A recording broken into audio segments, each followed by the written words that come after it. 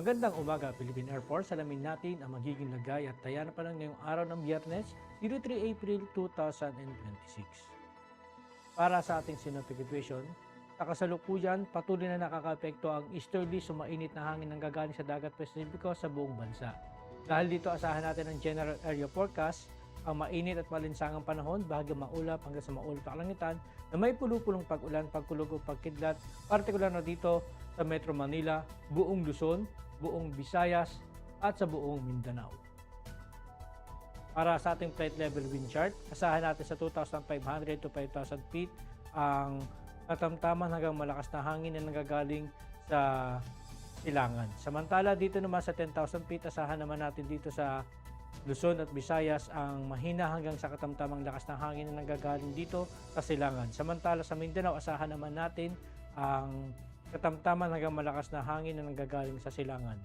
Dito naman sa may 18,000 feet, asahan natin dito sa may northern at central Luzon, ang hangin ay makakaranas ng katamtaman hanggang malakas na hangin na nanggagaling sa kanluran. Samantala dito sa Visayas at Mindanao ay makakaranas naman ito ng katamtaman hanggang malakas na hangin na nanggagaling sa Ilagang Silangan hanggang sa Silangan.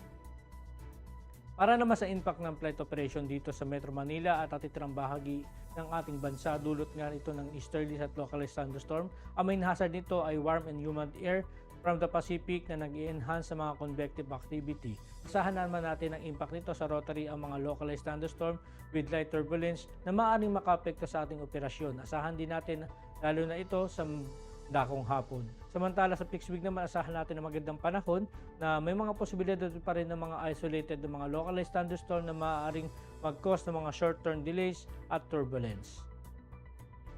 Para naman sa ating astronomical information, ang araw ay sumikat kaninang 0551 at lulubog mamayang 1808. Meron naman tayong 98% decreasing moon illumination. Para maging updated sa lagay at taya ng panahon, i-follow lang ang aming social media accounts ng Air Force Weather Center. At yan lang po lagay ng ating panahon ngayong umaga, at sa ngalan nga po ng aming commanding officer na si Colonel Alvin John Cugador Pop Jesse, ako si Staff Sergeant Edmar B. Sagadraca Jr., Philippine Air Force Weather Broadcaster ng Air Force Weather Center. Muli magandang umaga, Philippine Air Force.